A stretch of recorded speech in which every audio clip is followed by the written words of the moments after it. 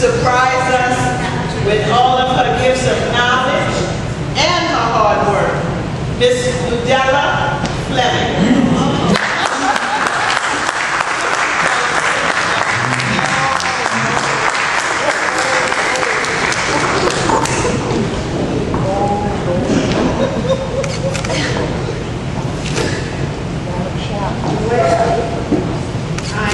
I am surprised.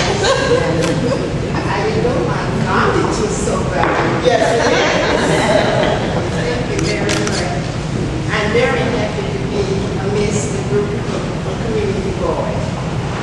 There is so much to be done, and I know the members of this organization has been very instrumental in trying to help solve some of the many problems that we have. And as long as I am with good health or health, I will continue to do my best to participate in whatever they have that I can be of some service for them. So thank you, community boys. I am still surprised.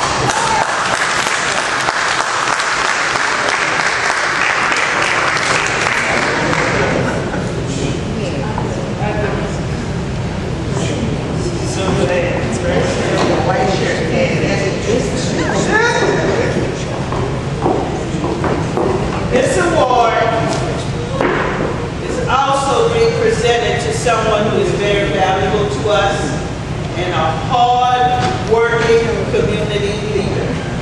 This award goes to Ms. Ruby Evans.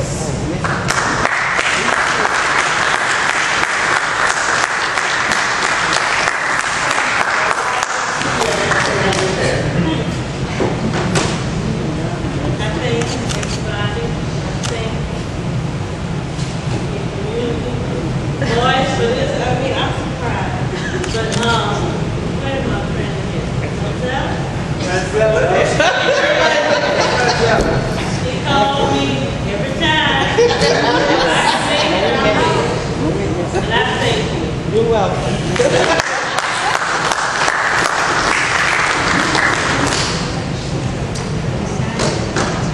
This person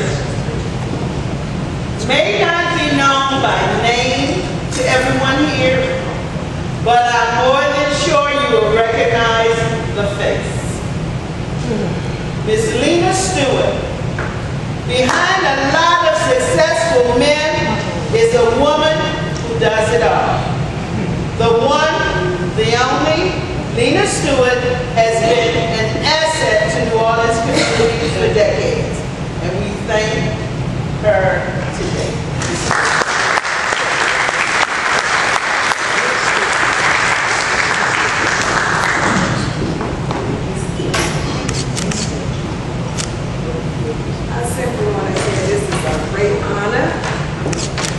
Been out here to struggle over 45 years.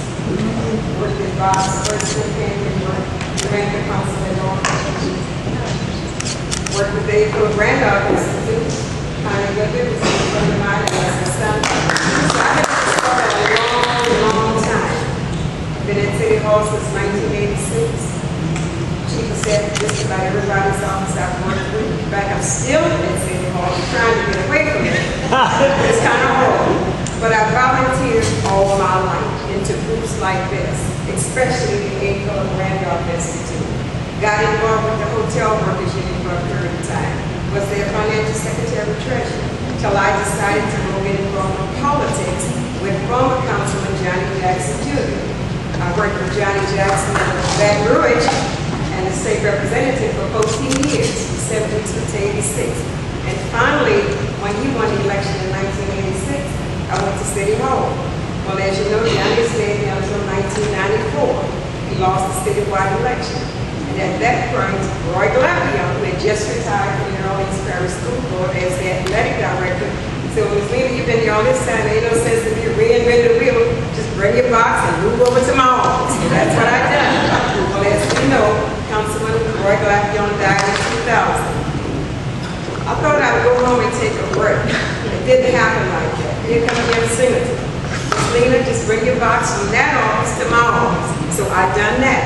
After Jim Singleton, here come Oliver Thomas. Oliver Thomas, and we all know what happened with that. I went to work with his chief of staff. And from that, I'm still there with Councilmember Cynthia Hedgerow. And I'm very grateful because I get a lot of community support. I go everywhere. I do a lot of things. Like today, I've been to 2 funerals, including the Zulu funeral. And I have 4 more of these to present before the night is over. But I enjoy doing this. And by the way, I am a senior citizen, and I'm proud of it. Very proud of it. Senior citizens, get involved. Get involved. It keeps you young and it keeps you going. And I am just grateful for this time. But in the meantime, I certainly want to give a donation. It's not a city hall check, a donation to a community cause. Now, I'd like to accept this on behalf of you. I appreciate the honor. And I got one other thing. I'm not going to be long. I'm going to ask you to be excused because I have 3 more of these to do before 6 o'clock. I'd like to present a gift, a proclamation from the city of New Orleans, and I'd like to read it. And it simply says, whereas the city of New Orleans is renowned for its food, festivals, famous citizens, and foreign visitors, and whereas the city council takes great pride in paying tribute to events and activities now therefore be it proclaimed by the city of New Orleans that the council recognizes their community voice. Thank you for helping to improve so many lives in the community. In the name of and the authority vested in the City Council of New Orleans.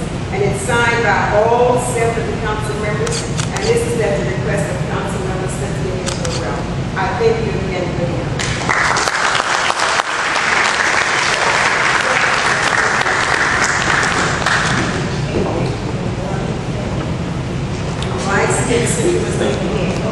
Ms. Stewart. Ms. Justine is going to join in the kitchen. Okay.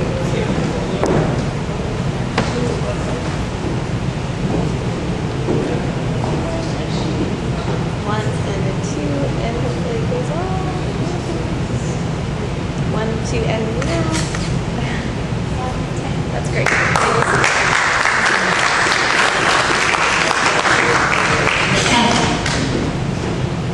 I'm doing these awards together. These are 2 young men that literally every morning hit the ground running. They take care of uptown, they take care of downtown, they take care of the east, they take care of the west. I've had an honor of being in their company. We've gone on some bus rides together to fight for a charity hospital, some school board issues, and these guys just never stop. They're like the Energizer button with the battery that keeps going and going and going. These awards are going to Brad Ox and Mr. Derrick Morrison.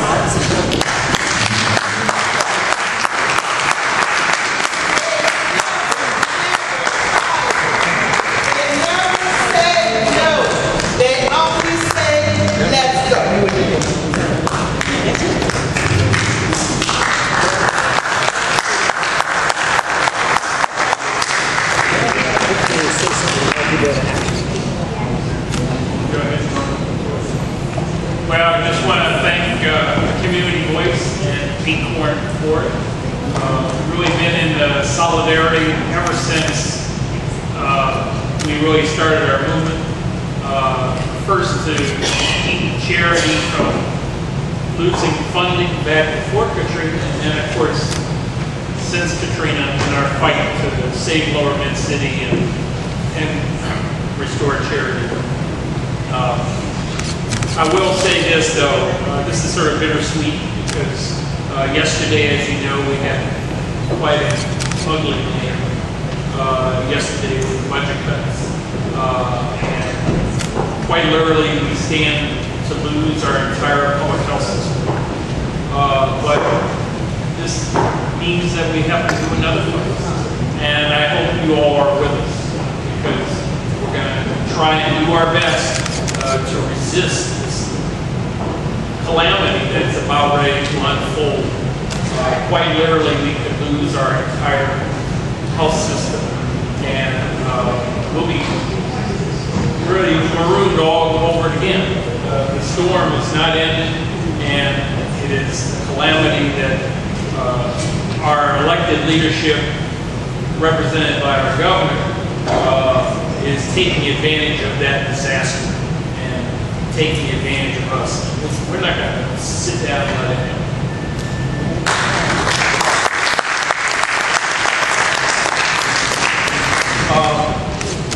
As one of the organizers of the Committee to Reopen Charity Hospital, we would like to thank a Community Voice for involving itself with others in trying to reopen Charity Hospital.